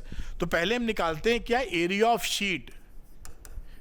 Area of sheet टू पूरी एरिया की लेंथ ब्रेथ हाइट है, क्यूबॉइड टाइप का स्ट्रक्चर है। तो क्यूबॉइड आप समझते हो ना, ऐसे क्यूबॉइड टाइप का शीट है ये। तो टोटल एरिया आप निकालेंगे तो क्यूबॉइड का एरिया निकल आएगा which is 2LB plus BH plus LH या HL जो भी लिख दे। ये इसका फॉर्मूला हो गया।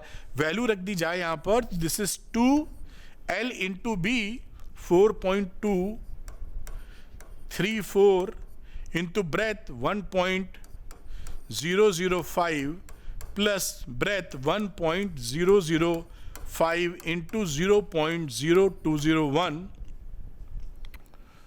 सेंटीमीटर था, तो इसको हम लोगों ने मीटर में चेंज कर लिया है। ये वैल्यू कितनी आ गई है?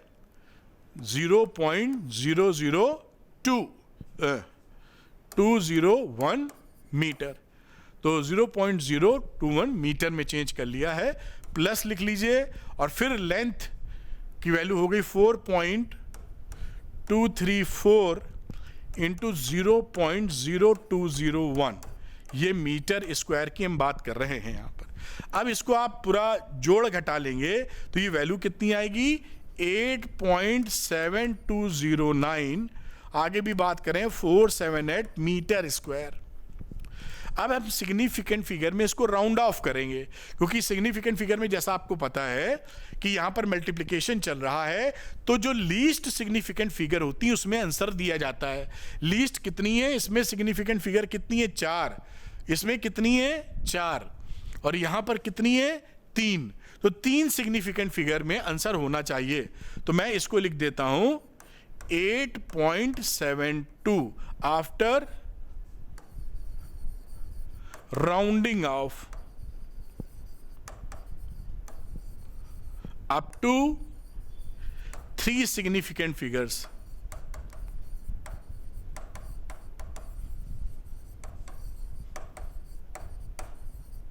बात आप समझ पाए होंगे, जब भी मल्टीप्लिकेशन या डिवीजन होता है, जितना सिग्निफिकेंट फिगर कम होता है जो डाटा दिया गया वही आंसर उसी में करते हैं। अब जब जोड़ना घटाना होता है तो डेसिमल पॉइंट के बाद मिनिमम जितना आगे तक दिया होता है वो हम कंसीडर करते हैं। तो ये एरिया ऑफ शीट हो गई। अब यहां की बातचीत क्या है? तो वॉल्यूम ऑफ शीट की बात कर रहे हैं। वॉल्यूम ऑफ शीट, तो ये वॉल्यूम शीट हो जाएगा LBH, मतलब 4.234 इंटू 1.005 इंटू 0.0201 मीटर क्यूब। अब इसको आप मल्टीप्लाई करेंगे तो 0.0855289 मीटर क्यूब। राउंडिंग ऑफ करेंगे कहां तक? 3 सिग्निफिकेंट फिगर तक, तो ये वैल्यू हो जाएगी 0.0855 और ये again rounding off up to 3 significant figures. ये आपका आंसर आ गया। तो सिग्निफिकेंट फिगर के हिसाब से आपको आंसर करना था, जो आप कर पाए हैं नोट कर लीजिए। अगला सवाल देखेंगे जो कि होगा 12वां नंबर सवाल। पॉज करके नोट कर लें, मेरे ख्याल से पॉज करके आप नोट कर पाए होंगे। नेक्स्ट क्वेश्चन की तरफ चलते हैं। ये रहा क्वेश्चन नंबर 12। यहां पर दिया है the mass of a box. एक कोई ऐसे बॉक्स होगा समझ लें जो मेजरमेंट के काम आता है, इससे आप कोई चीज लेने जाते हैं उसी में तौल देता है वो। Balance, grocer balance is 2.30 kilogram. ये जीरो लगा है तो इसको 2.3 kg समझिएगा, वरना अभी आंसर मैच नहीं करेगा। 2 गोल्ड पीसेस ऑफ मासेस, ये गोल्ड पीसेस लिखा हुआ है, इतना और इतना are added to the box. यहां पर कोई 2 पीस ऐसे ऐड कर दिए जिसको जोड़ना है इसको।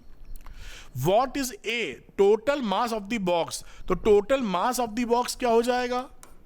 Total mass of the box, तीनों का जोड़ देंगे तीनों को। तो इसको पहले हमने लिया 2.3 किलोग्राम, दोनों की वैल्यू ग्राम में है तो किलोग्राम में कर देंगे। 20 दशमलव, इसको किलोग्राम में लिखा तो 0.2015 kg प्लस 20.17, इसको किलोग्राम में चेंज कर दीजिए 0.02017 किलोग्राम। ऐड कर दें, इसको ऐड किया तो 2.34032 किलोग्राम। अब हमें सिग्निफिकेंट फिगर के हिसाब से राउंड ऑफ करना है, तो यहां पर सबसे कम ये जोड़ रहे हैं तो सिग्निफिकेंट फिगर के हिसाब से राउंड ऑफ नहीं करेंगे।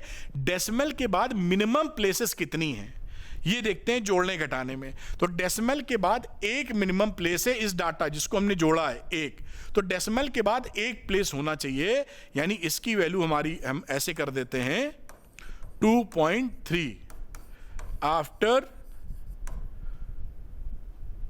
सिग्निफिकेंट फिगर, ऐसे लिख देते हैं। अब समझ जाइएगा, मतलब सिग्निफिकेंट फिगर को हमने कंसिडरेशन में लेके इसको राउंड ऑफ कर दिया है। तो करने का तरीका समझे ना, जहां पर एडिशन या सब्सट्रैक्शन होता है वहां पर डेसिमल के मिनिमम प्लेसेस तक जहां तक जा रहे हैं कम से कम उसमें आंसर देते हैं। जहां पे जोड़ना और गुणा और भाग होता है, मल्टीप्लिकेशन डिवीजन, वहां स्मॉलेस्ट सिग्निफिकेंट फिगर्स के हिसाब से आंसर देते हैं। तो ये पहला पॉइंट था। दूसरे की बात करते हैं। दूसरे में लिखा था difference in the masses of the pieces to correct significant figure. ये दो हमारे आइटम थे, इसका डिफरेंस, तो डिफरेंस लिख दीजिए। और डिफरेंस में 20.17 ग्राम ले लो माइनस 20.15 ग्राम ले लो, इसको आप घटा दो 0.02 ग्राम, ये आंसर है। और यहां पे डेसिमल के 2 प्लेसेस तक बातें की गई हैं, तो डेसिमल के 2 प्लेसेस तक काम किया गया है। ये सिग्निफिकेंट फिगर नहीं लिखना, सिग्निफिकेंट फिगर का ही एक रूप होता है, मैं इसको लिख नहीं रहा हूं। जो रूल लगा रहे हैं आप, राउंड ऑफ कर रहे हैं, ठीक, तो ये आंसर है। तो इसमें देखते हैं, मैं बोल रहा हूं लिख नहीं रहा हूं, ध्यान रखिएगा, ये किलोग्राम है कि डेसिमल के बाद मिनिमम प्लेसेस तक आंसर देते हैं जोड़ने घटाने में। ये राउंडिंग ऑफ का रोल है, after rounding off.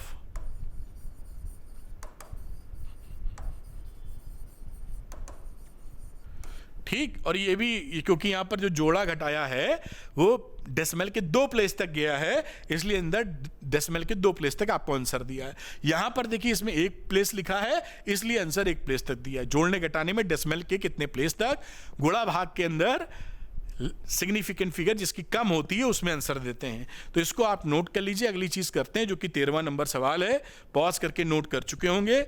Next question की तरफ हम लोग चलते हैं। 13 नंबर क्वेश्चन, यहां बोला है कि फेमस रिलेशन इन फिजिक्स। देखिए ये रिलेशन में एक बच्चे ने क्या किया है, इस रिलेशन को गलत लिख दिया है। ये रिलेशन क्या बताता है, एम नॉट जो लिखा है वो है रेस्ट मास। ये होता है डायनेमिक मास। डायनेमिक मास मतलब जब कोई चीज मूव करती है और वो इतनी तेजी से मूव करे कि स्पीड ऑफ लाइट के कंपेरेबल हो जाए, है ना, तो उसका मास बढ़ता चला जाता है और वो मास काफी ज्यादा हो जाता है। रेस्ट मास होता है, समझिए रुका हुआ मास, जब रुका हुआ है। तो नॉर्मल हमारे आजू बाजू जो चीज होती है उसमें तो मास इतना होता नहीं कि स्पीड ऑफ लाइट से टक्कर ले सके, बहुत कम रहता है।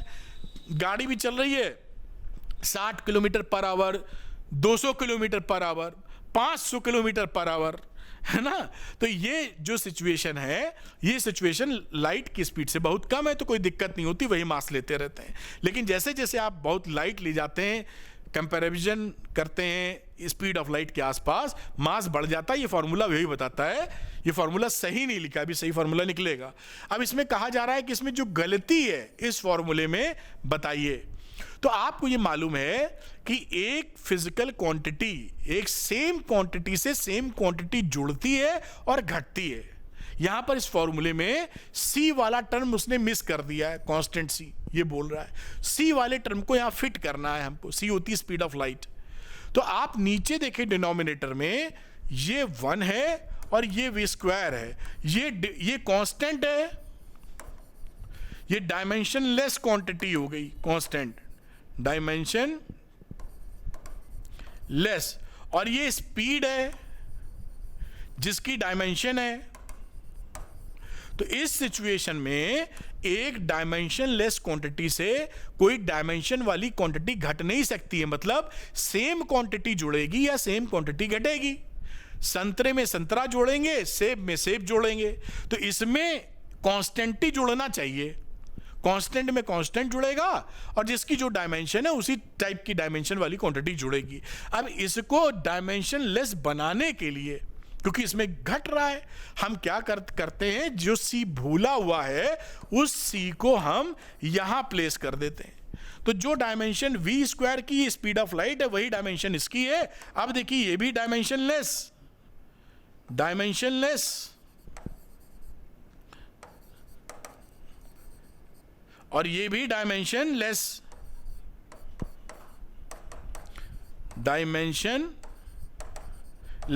अब ये क्वांटिटी सही है। एक डायमेंशनलेस क्वांटिटी में से दूसरी डायमेंशनलेस क्वांटिटी घट रही है। ये नहीं कि कांस्टेंट में से कोई फोर्स घट रहा है, 2 में से f घटा दिया, ये तो कोई लॉजिक नहीं है। सेम डायमेंशन घटेगी, क्वांटिटीज की सेम चीजें जुड़ेंगी। तो इसका जो करेक्ट फॉर्मूला है m = m0 rest mass 1 - v square upon c square की पावर रूट में, ये फॉर्मूला होता है। ये डायनेमिक मास, ये रेस्ट मास, जैसे जैसे वेलोसिटी बढ़ाओगे m बढ़ता चला जाएगा। ये जानकारी के लिए, v बढ़ाने पर हमारा m बढ़ता है। ये कहानी, ये सवाल इस तरह हो जाता है। मैंने लॉजिक भी बताया, इसको नोट कर लीजिए। अगला सवाल करते हैं जो इसका 14th नंबर का क्वेश्चन है। पॉज करके आप नोट कर पाए होंगे। लिखा है the unit of length convenient on the atomic scale is known as a angstrom. छोटी यूनिट है और एक एंगस्ट्रॉम को 10⁻⁻10 मीटर के बराबर बताते हैं। The size of a hydrogen atom is about 0.5 angstrom.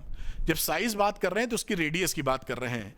What is the total atomic volume in metre cube of a mole of a hydrogen atom निकाल लेंगे। तो रेडियस कितनी है हाइड्रोजन एटम की, of hydrogen atom R = 0.5 angstrom. Metre में लिख दीजिए 0.5 × 10⁻⁻10 metre. Volume कितना रहा, वॉल्यूम किसका, एक एटम का, ऑफ 1 एटम, यानी 4/3 πr³। और नंबर ऑफ एटम्स एक मोल का निकालना था, इन 1 मोल अवोगाद्रो नंबर के बराबर 6.023 × 10⁻23। तो volume of volume of 1 mole of hydrogen atoms 6.023 into 10 की पावर 23 इंटू 4/3, एक के वॉल्यूम को जितने का चाहिए उससे मल्टीप्लाई कर रहे हैं, इंटू पाई है 3.14, आर का क्यूब, आर है 0.5 इंटू 10 की पावर -10 का होल क्यूब।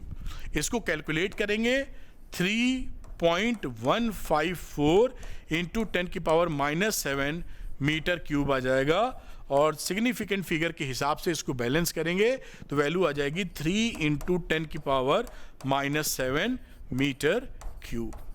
क्योंकि यहाँ सिग्निफिकेंट फिगर आपकी एक है मिनिमम, मल्टीप्लाई वगैरह कर रहे हैं तो लीस्ट सिग्निफिकेंट फिगर में आंसर देंगे, एक है तो एक इन दोनों में, और ये आंसर आपका मिल गया, इसको नोट कर लीजिए। अब हम लोग आगे की नेक्स्ट क्वेश्चन की बात करेंगे, 15th नंबर, पॉज करके नोट कर पाए होंगे आप। अगले क्वेश्चन की तरफ चलते हैं जो कि 15वां नंबर सवाल है। लिखा है 1 mole of an ideal gas as standard temperature and pressure occupies 22.4 litre molar volume. What is the ratio of molar volume to the atomic volume of a mole of hydrogen atom? Take the size of hydrogen molecule 1 angstrom. Why is this ratio is so large? तो देखिए radius कितना रहा hydrogen का, radius of hydrogen atom, ये hydrogen atom लिख रहा है, molecule लिख रहा है यहां, इस मॉलिक्यूल का कितना है 1 एंगस्ट्रॉम 10 की power -10 metre.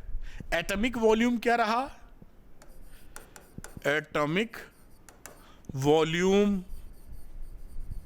Of a mole of hydrogen, Avogadro number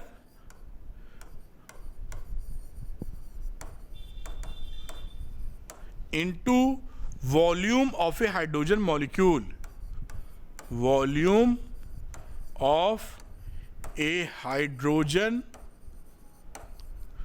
molecule,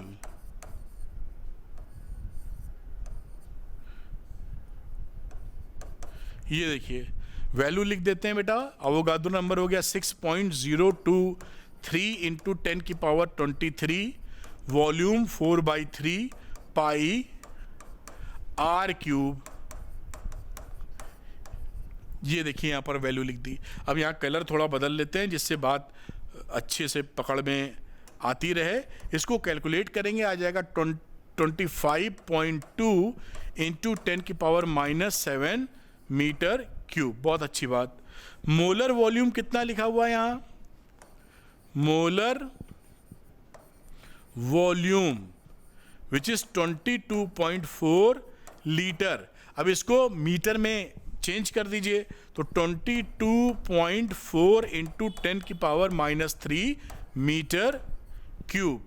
अब रेशियो ले लेते हैं, molar volume upon atomic volume. Value क्या रही, मोलर वॉल्यूम है 22.4 इंटू 10 की पावर -3 और एटॉमिक वॉल्यूम क्या है 25.2 इंटू 10 की पावर -7 और ये वैल्यू आ जाएगी अप्रॉक्सीमेटली 0.89 इंटू 10 की पावर 4। ये अप्रॉक्सीमेटली कहें तो 10 की पावर 4 सिग्निफिकेंट फिगर का हवाला देते हुए समझ लीजिए इतना। This is very huge. ये क्या बता रहा है कि ये जो मोलर वॉल्यूम है वो एटॉमिक वॉल्यूम से बहुत बड़ा है। क्या मतलब हुआ कि जो वॉल्यूम है मान लीजिए इतना बड़ा है तो इसमें जो एटम्स हैं वो भाई साहब पिद्दी हैं और इनके बीच में इंटरमॉलिक्यूलर स्पेसिंग बहुत ज्यादा। ये देखिए स्पेसिंग कितनी है। तो ये एटम्स या मॉलिक्यूल ऐसे हैं, यहां पर देख पा रहे हैं। तो जो एटम का वॉल्यूम एक साथ तो है नहीं, इंटरमॉलिक्यूलर स्पेस बहुत ज्यादा है। This is the intermolecular space, इसके बीच की ये दूरी, इसके ये बीच की दूरी, ये क्या है? Intermolecular space. तो इंटरमॉलिक्यूलर स्पेस काफी ज्यादा है, तो जो मोलर वॉल्यूम है तो बड़ा, लेकिन उसमें जो मॉलिक्यूल का मास है या एटॉमिक वॉल्यूम है वो बहुत कम है। इंटरमॉलिक्यूलर डिस्टेंसेस बहुत ज्यादा हैं, स्पेसेस काफी ज्यादा हैं। ठीक है, ये बात पकड़ पाए होंगे, या कह सकते हैं इस वॉल्यूम के हिसाब से इनका जो ये साइज है, size of molecule is quite small या नेग्लिजिबली स्मॉल है। आप नोट कर लीजिए, 16वां सवाल करते हैं, पॉज करके आप नोट कर पाए होंगे ऐसी मुझे उम्मीद है। तो आते हैं सेकंड लास्ट क्वेश्चन पर। यहां पर देखते हैं क्या बोल रहे हैं। Explain this common observation clearly. अच्छा, क्या ऑब्जर्वेशन है? If you look out of the window of A fast moving train, the nearby trees, houses, etc. seen move rapidly in a direction opposite to the train motion. किसी train में सफर कर रहे हैं, खिड़की से देखते हैं तो जो पेड़ वेड़ दिखते हैं, प्लेटफॉर्म दिखता है, आदमी दिखते हैं, बस दिखती है, वो बहुत तेजी से मूव करती है पीछे, आप बहुत तेज जाते हैं। जबकि डिस्टेंट ऑब्जेक्ट जैसे कि हिल टॉप्स या सूरज चांद सितारे है ना, जो बहुत दूर है, वो सीन टू बी स्टेशनरी, वो लगता है एक ही जगह रुके हुए हैं। ऐसा क्यों लगता है? In fact since you are aware that you are moving, these distant object seem to move with you. कह रहा है कि वो जो बहुत दूर का पेड़ है, बहुत दूर का पहाड़ है या चंदा मामा है, आप मूव कर रहे हैं तो उसको मूव करना चाहिए आपको, वो मूव क्यों नहीं कर रहा है? इसका कारण क्या है, मैं आपको थोड़ा सा फोटो बना के अंदाजा दिलवाता हूं। जैसे मान लीजिए ये आपकी आंखें हैं, आप विंडो से देख रहे हैं। अब अगर आप यहां पर एक कोई आपके पास में कोई ऑब्जेक्ट है, तो अभी आप जो देख रहे हैं उसकी लाइन ऑफ साइट क्या है? ये इसे बोलते हैं लाइन ऑफ साइट। स्ट्रेट होती है जब देखने का अंदाजा। अब आप किए हुए कि आप थोड़ी देर में पोजीशन नंबर 1 थी और थोड़ी देर में गाड़ी चली और आप पहुंच गए कहां? यहां पहुंच गए। सपोज करिए, समझाने के लिए दिखाई पड़ना चाहिए, पीछे नहीं बना रहा हूं, यहां पहुंच गए आप, समझिए। तो ये लाइन ऑफ साइट क्या हो गई? ये हो गई, ये ऑब्जेक्ट है नियर बाई। तो ये लाइन ऑफ साइट काफी तेजी से बदल रही है। आप बढ़ रहे हैं, क्या लगेगा? पीछे जा रहा है, क्योंकि लाइन ऑफ साइट बहुत तेजी से बदल रही है। अब मैं दूसरी ऑब्जेक्ट की बात करता हूं। इस स्क्रीन पर मैं इतनी दूरी से ज्यादा बना पाना संभव नहीं लगता। ये डिस्टेंट ऑब्जेक्ट है, चंदा मामा है, बहुत दूर के हिल टॉप है, वैसी सिचुएशन है। अगर मैं लाइन ऑफ साइट इससे मिलाऊं ऐसे, ये देखिए, आप इसको देख रहे थे, अब जब यहां पहुंचे तो आप देखिए इसको यहां से देख रहे होंगे, तो ये लाइन ऑफ साइट में बहुत ज्यादा चेंज नहीं हुआ। ये तो हमने ये बोर्ड के लिमिटेशन की वजह से इतनी ही दूरी कर दी। अब आप इसकी दूरी समझ लीजिए चंदा मामा ले जाएं, तो ये कितना चेंज होगा इसको रेस्पेक्ट पे? लाइन ऑफ साइट में बहुत कम चेंज होगा, लगभग नहीं। इसलिए क्या लगता है कि वो स्टेशनरी है चंदा मामा, या बहुत दूर की पहाड़ की चोटी स्टेशनरी है, और जबकि ये बाजू वाली चीज खटाक से आपने एक सेकंड 2 सेकंड के अंदर ही आपको लगा बहुत पीछे हो गई, क्योंकि लाइन ऑफ साइट में मेजर फर्क है। देख रहे हैं, पहले ये थी, फिर ये, कितना एंगल बदल गया।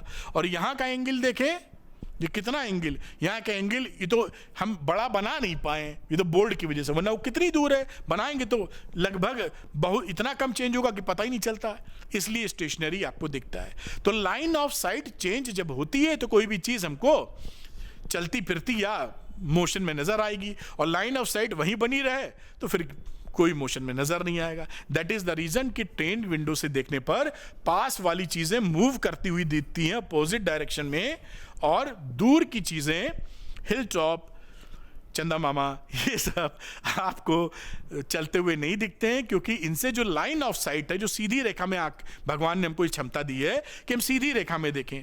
अगर हम ऐसे हैं तो अगर हमें दाएं बाएं देखना है तो आंखें ऐसे घुमानी पड़ेंगी, ऊपर नीचे ऐसे घुमानी पड़ेंगी ना, क्योंकि सीधा दिखता है। हम ऐसे देखें और ऊपर देख पाएंगे क्या? नहीं देख पाएंगे, क्योंकि हमारी देखने की क्षमता ही सीधे है। इसे बोलते हैं लाइन ऑफ साइट। ठीक है, तो समझ गए होंगे। अगली सवाल की तरफ चलते हैं, जो आज इसको पॉज करके नोट कर लीजिए। नेक्स्ट क्वेश्चन हमारा क्या है? आज का अंतिम सवाल देख लेते हैं क्या है। तो ये देखिए यहां पर है, the sun is a hot plasma ionised matter with its inner core at a temperature exceeding 10⁻⁷ kelvin. Core का बहुत ज्यादा टेम्परेचर होता है और आउटर सरफेस पे इसका टेम्परेचर है 6000 kelvin. At these high temperatures no substance remains in a solid liquid phase. कोई भी सब्सटेंस इतने हाई टेम्परेचर पर सॉलिड लिक्विड फेज पे नहीं रह सकता है। In what range do you expect the mass density of the sun? Mass density of the sun निकालने को बोल रहे हैं। In the range of densities of solid and liquids और गैसेस। जो इसकी डेंसिटी निकलेगी वो सॉलिड जिस धरती पे पाते हैं, सॉलिड जैसी है, लिक्विड जैसी है या कैसी है। और check if your guess is correct from the following data, mass of the sun and radius of the sun. आप जानते हैं जो भी डेंसिटी का फॉर्मूला होता है मास अपॉन वॉल्यूम होता है। तो पहले हम निकालेंगे मास ऑफ द सन, हमको दिया है वॉल्यूम ऑफ ए सन। तो वॉल्यूम ऑफ ए सन जो होता है 4/3 पाई आर क्यूब, यही लगा देते हैं 4/3 इंटू 3.14। और रही रेडियस की बात तो 7 इंटू 10⁸ ये इसकी क्यूब, ये इसकी वॉल्यूम है मीटर क्यूब में। तो ये वैल्यू कितनी आ जाएगी 1.437 इंटू 10⁻27 मीटर क्यूब। अब डेंसिटी कितनी रही? डेंसिटी जैसा आप जानते हैं मास अपॉन वॉल्यूम, और मास की वैल्यू दे रखी है 2 इंटू 10⁻30, काफी भारी आइटम है अपॉन 1.437 इंटू 10⁻27 ये वॉल्यूम। कैलकुलेट करेंगे 1391.8 किलोग्राम पर मीटर क्यूब। इसको थोड़ा सा राउंड ऑफ सिग्निफिकेंट फिगर के हिसाब से 10⁻³ किलोग्राम मीटर क्यूब। ये डेंसिटी काफ़ी ज़्यादा है। तो ये क्या है? इसका मतलब ये आपकी गैस की डेंसिटी नहीं है पर मीटर क्यूब इतने kilogram, it is quite heavy. तो आप यहाँ लिख सकते हैं the density of sun is in the range of the densities of the solids and liquids, but not gases, क्योंकि काफी ज्यादा डेंसिटी है, सॉलिड लिक्विड के बराबर रहेगा। ये ज्यादा डेंसिटी क्यों है? The high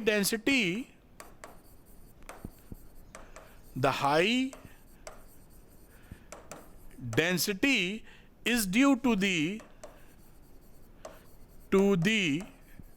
inward gravitational force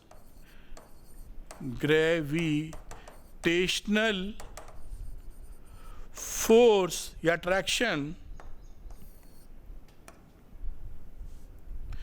attraction on the outer layers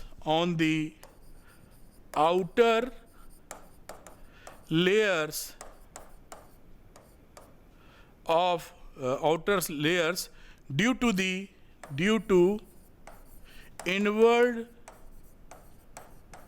layers of the sun में जो इनवर्ड लेयर होती है वो आउटवर्ड लेयर को बहुत तेजी से खींच रही है।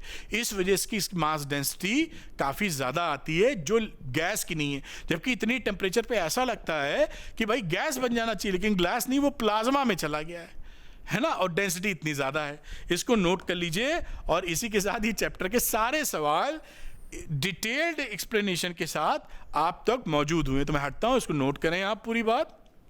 मेरे ख्याल से आप नोट कर पाए होंगे। इसको थोड़ा ऊपर कर देता हूं। ये पूरी बात आप नोट कर सकते हैं।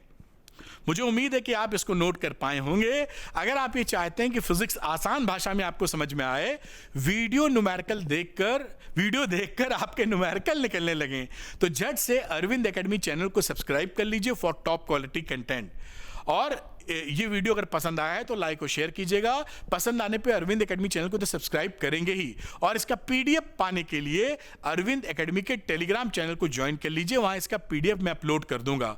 ऑल वीडियो लाइब्रेरी का लिंक भी दिया हुआ है, जो वीडियो आपकी जरूरत पड़ रही है आपको, वो वहां से देख सकते हैं, एक ही जगह लिंक्स मिल जाएंगे। लिंक डिस्क्रिप्शन में दिया है। Thank you very much, wish you all the best.